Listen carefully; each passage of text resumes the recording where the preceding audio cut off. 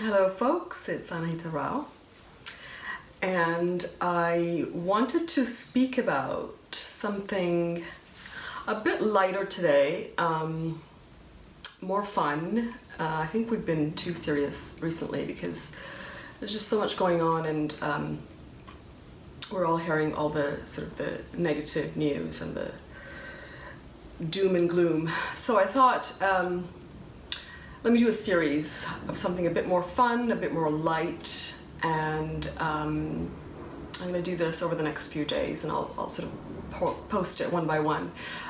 So what I'm going to do is I'm going to go through each nakshatra, all 27 of them, and I'm going to talk about compatibility for each of them. Yeah. We all know relationship compatibility is a very popular topic, and it's much more complex than just looking at the moon placement. But the moon placement, and more importantly the nakshatra placement of the moon, is the key to understanding compatibility. So first I'm going to just talk a little bit about what is a nakshatra for those who are new to Vedic astrology.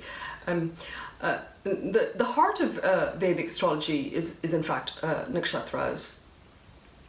Originally Jyotish was focused on nakshatras only, which is the movement of the moon through the constellations, rather than the sign, which is the movement of the sun. Nakshatra is basically a fixed star constellation in the sky where the planets are transiting. I would describe it. I would describe nakshatras as the passive but potent force which need the planets to activate them. Yeah. So it's vital to note the nakshatra placement, as this will reveal the inner motivation and the attributes of the planets that reside there or transit there. In fact, the calculations and predictions in Vedic astrology are made from the vantage point of the moon transiting a specific nakshatra at the time of your birth.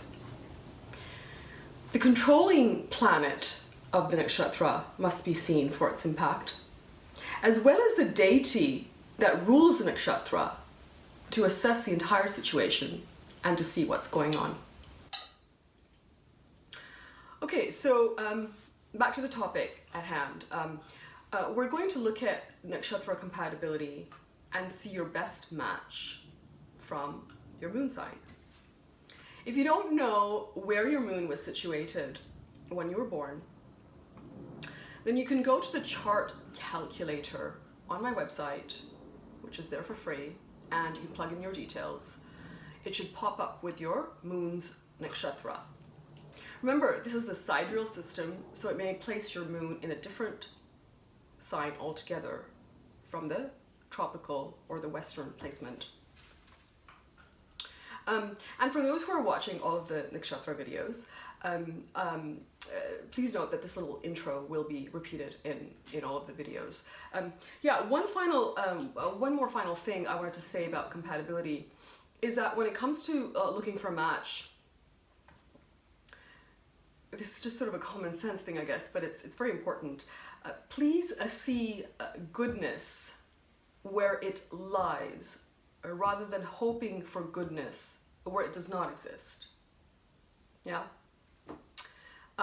We're all guilty of being with people that are not good to us or for us, in the hopes that they will be someday.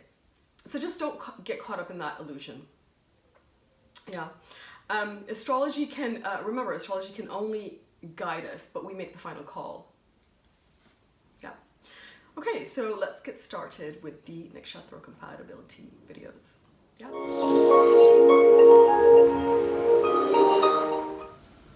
Okay, so let's talk about the final nakshatra on the list, and that is Revathi.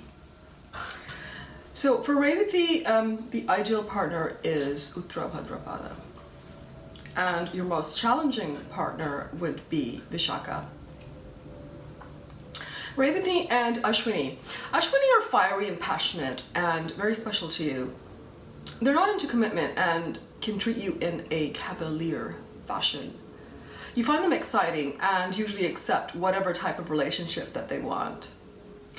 And they usually treat you well because you bring out their protective instincts. Revathi and Bharani. Bharani sensuality fascinates you, but you can also feel unsure about using your sexuality the way that they do. They're involved more in the material world and you more in the spiritual. Love them without guilt and they will respect your spirituality. So this can work, particularly because you're the same animal sign, the elephant. Revathi and Krithika. Krithika feel warm and friendly, but they may keep you at arm's length. They expect you to make all the effort. And you cannot always deal with Krithika's inability to talk about things, especially about love and relationship. If you want to analyze the partnership, they don't really want to know. Revathi and Rohini. Idealistic Revathi and romantic Rohini. Both of you are looking for something that is rare in this materialistic world. But you tend to weave your fantasies around Rohini, and they're not able to live up to them. You may need you may need a more realistic partner than Rohini. Revathi and Mrigashira, an attraction of opposites. Your idealism touches some deep emotion in the intellectual Mrigashira. You feel energized by their courage and their mental strength. They love to analyze your relationship and together you find ways to improve its quality. So this can work as well. Revathi and Ardra. Ardra are unconventional. They're a bit crazy and can be eccentric. They like to live life with super intensity. They bring excitement and fun. You love them for being so different. They engage you in hours of philosophical discussion and are happy to discuss the relationship. They go from being in emotional denial to expressing love. Revathi and Punarvasu. You're insecure and Punarvasu advise you and help you to be more confident. They will take over your problems and you will feel comfortable leaning on them emotionally. Be careful you don't get into a pupil-teacher relationship and ignore the intimacy of love. The high compatibility suggests that you won't. Revathi and Pushya. Your rulers Saturn and Mercury are good friends. You can adapt to Pushya's needs. You feel supported by the steadfastness of Pushya. They love you, they care for you, and they take their commitment to you seriously. You feel that they will not let you down. Revathi and Ashlisha. You want your relationship to be special and your partner to concentrate on you, but Ashlisha are unable to give you the unconditional love you seek. You feel that they're holding back, keeping a part of their life private. So you can feel insecure and unloved with them, despite having the same ruler, Mercury. Revathi and Magha. You can love Magha too much, but you can also get disappointed when they don't live up to your expectations. Magha will increase your insecurity with their inability to control their sensual indulgences. A Magha and Revathi relationship is a spiritually complex one. You can cause each other unhappiness and be self-destructive together. So this is not a very promising one. Revathi and Purva Falguni. You're happy to be doing whatever it takes to make Purva Falguni happy. You love their creativity and their ability to have fun. But mostly you fall for their commitment to love and family life. They also take your responsibilities seriously. Purva Falguni never understand your spiritual needs, but you're happy to compromise. Revathi and Uttra Falguni. Both of you believe that sexuality should be within committed relationships and are serious about love. You like the Uttra Falguni dependability. They're realistic, whereas your head can be a little bit in the clouds.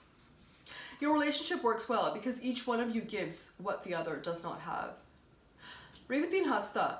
You love the way Hasta try to transcend their destiny, trying to improve the quality of their life. You can see the difficulties they face as they need to mature. Hasta will look to you for support. You can guide them spiritually while they can make you more comfortable with your emotions. So this is a good match. Revathi and Chitra, you're attracted to the passionate and talented Chitra, but they don't always consider your needs. When you point it out to them, they become defensive and feel you are being too critical. Chitra are not into commitment, and you may feel that they don't respect your wishes at all. Revathi and Swati, you're an idealist. You look at life through rose-tinted glasses. Swati are pragmatic, but you can imagine them to be more romantic and perfect. Swati can easily feed that illusion. When the veil lifts from your eyes, you end up getting very disappointed. Revathi and Vishaka. Vishaka are very sexual, and you can go from being earthy and passionate to being very guilty about your sensuality. If you try to control Vishaka, they are not going to take it kindly. They cannot be supportive and committed. You feel hurt by their lack of love and their detachment from you. Revathi and Anuradha. Anuradha love you in a way that makes you feel very special. You reciprocate their love. Both of you try to anticipate each other's needs and fulfill each other's desires. Their love will complete you. They support your more unrealistic flights of fancy, while you help them to reconcile their outer world with their inner self. So this is a good one. Revathi and Jaisa, two Mercury-ruled nakshatras, both at spiritual junctions in life. You seek idealism in love, and Jaisa wants sensuality. Jaisa can make you feel unsure by their ability to play fast and loose with your emotions. Both of you tend to analyze every aspect of your relationships, which can sometimes create problems. Revathi and Mula.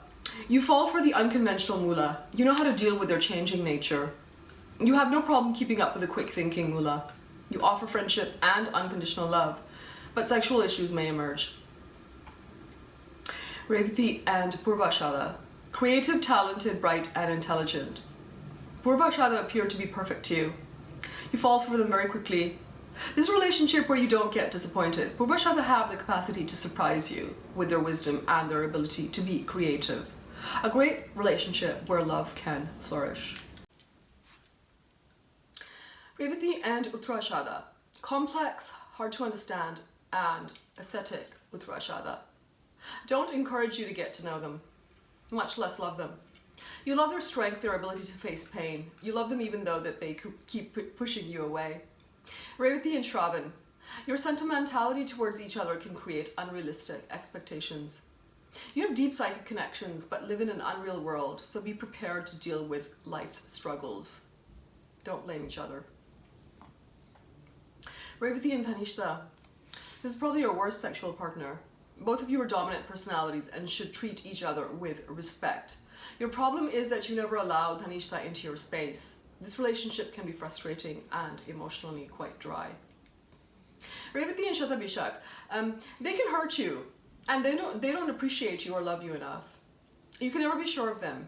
Their ability to be elusive and secretive is usually overlooked by you initially. So take it slow there. Revathi and Purva Bhadrapada. This is your worst sexual partner, but you may compromise for them. You have so much in common, and you usually divide your responsibilities. Revathi and Uttara Bhadrapada. You revere them and treat your relationship as sacred.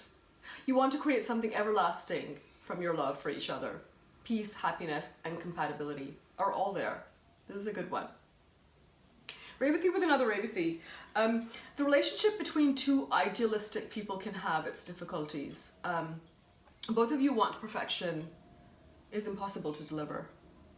This can make you disappointed in life.